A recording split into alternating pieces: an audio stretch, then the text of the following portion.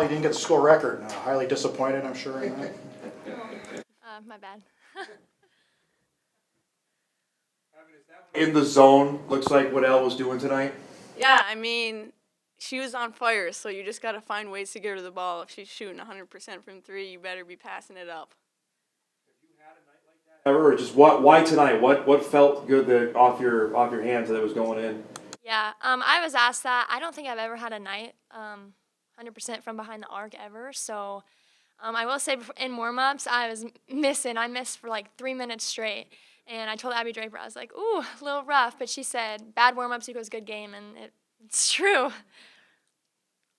First quarter was a pretty tight battle for y'all, sort of back and forth a bit. And I was asking Coach, like, sort of the floodgates really opened up when the second half happened. Really, to both y'all, what was sort of the catalyst y'all saw as the moment of, okay, we're really going to be in this and have a final like what we saw?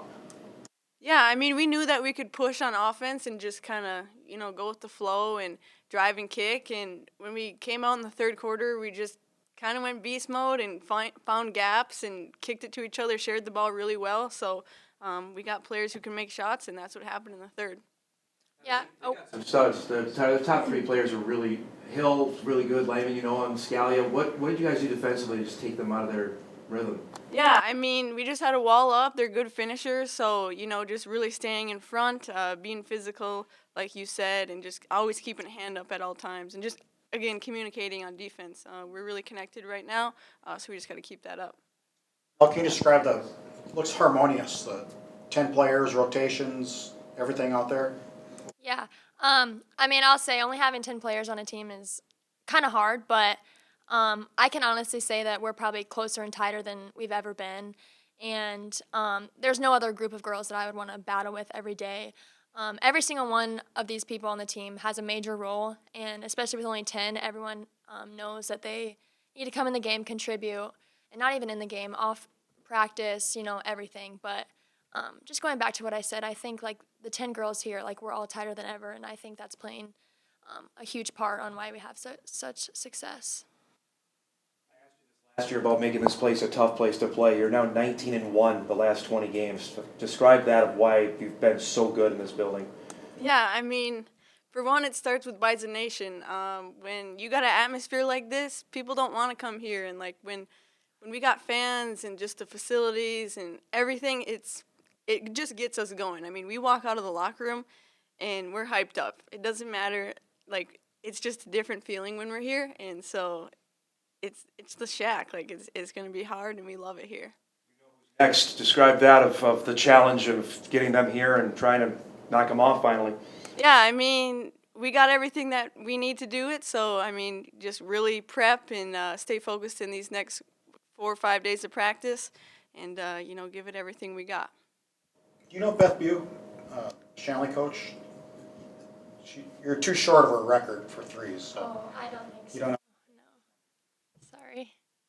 Just, I think probably most proud tonight is our defensive effort. We've been not great defensively this year, and something we've really been assertive in trying to get fixed a little bit and to hold somebody to 32% shooting and 52 in our league, I think is much more what we're trying to do on a nightly basis. So I thought we did a good job. I thought our coaches that put the scout together had a good plan, and then I thought the girls executed it really well. Obviously, offense is easier when you have somebody, making shots at the rate that Heaven and Elle were making them tonight. And just thought the third quarter was really fun to watch and be a part of.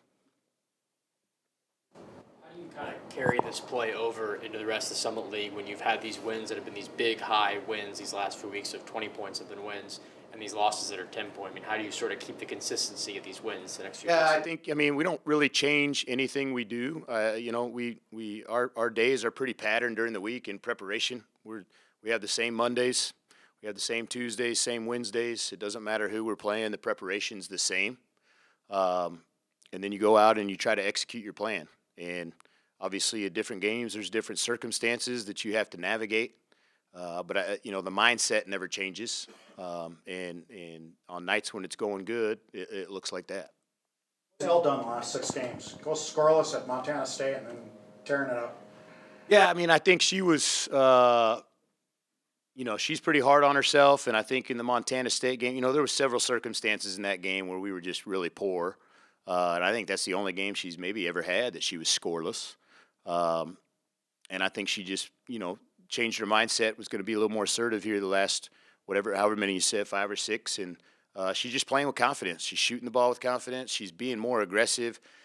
Early in the year, she was still, a little bit soft on the drive and getting the ball deflected from her. She's so long and tall that when she dribbles, the ball's coming 4 feet off the ground. And we've worked on trying to tighten that up with her, but she's gritting her teeth a little bit more and getting her pad level lower as she drives it, and that's, helping her out just to navigate some things that people try to do to her defensively. And then she's shooting the ball just at a really high rate right now.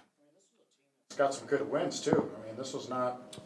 Yeah, they have a big 3. I mean, Jade Hill and Scalia and Langben are 3 of the better players in our league. And, I thought we just did a good job making it hard on Hill tonight. I think she had maybe 7 turnovers in the first half. And, obviously when you're that good of a player, that's going to be part of the game plan, is really trying to slow her down. I thought our team did a good job of doing that together. We don't have anybody that's going to hold her one-on-one, but I thought as a group we did a good job. 19 your last 20 you've won in this building. Describe how making this a tough place to play, how important that was for you. Yeah, I mean, that's what everywhere you're at, Dom, it's important to have some sort of home court, home field advantage. You want to feel like when you have a home game that's a dub. That, hey, we're going into the season, we got this many, and we're winning these. Because this is our place, and this is where we protect. And I told you, I think today and some others, we're just in this building all the time. I mean, the girls practically live here. This feels like home outside of wherever you lay your head at night. And so just the comfort level of running out down this hallway, out on the floor, where we practice, where we lift, where we do academics and athletic all that stuff is here. And I think we just are pretty comfortable in this building. State next week, big game. Yeah. I'm looking forward to it. They're obviously have been the standard, for a long time here. And we're trying to close the gap and get real competitive with them at the top of this league. And, we're going to get an opportunity to host them, and we're looking forward to that challenge. Type resume what Evans has done for the last week and a half, 2 weeks? Oh, I would think so. I mean, if you're going to go off the last 5 or 6 games, I don't know that anybody's playing better. I mean, that's pretty, yeah. I mean, if you were stopping right now, I would say yes. We got a long ways to go. It's still middle of January. I don't even know what date it is. Is it late January? It's January 20. Yeah, it is. Okay. But we got 6 good weeks here, 5 or 6 weeks, and a lot of things can happen. But what I trust about her is her work ethic, how she comes to practice every day. She may not drop 29 on a nightly basis, but even if she has a bad one, it's not going to last. I don't see her being a player that's able to get into a 2 or 3 game funk in any way just because of who she is as a person. Avery, what happened at the end of the game? She just took an elbow right to the eye. She's probably going to have a big black eye. I asked her, she'd never been punched before, so she didn't know what that feels like. Couldn't see there for a little bit, but that came back, which is good. So we're just going to monitor that. Hopefully, it's great we have Saturday off just for something like that. It's good timing for her to get a few days here and let that heal up. Battle the first quarter was, and then it was a little more separation in the second. What did you see, at least at the coach perspective, that really opened the floodgates to produce a final score like what we saw? Yeah, I thought in the first quarter we had some really good looks and just didn't knock some down. They were playing us kind of a specific way, and we tried to counter it and got the ball reversed to some open shots. I think we had about 3 that I thought were really good open. Didn't knock those down. If we knock those down, that's a little bit different. And then I thought we converted a little better in the second and third quarter off the turnovers that we were forcing. In the first quarter we got some, but we didn't turn them into any points.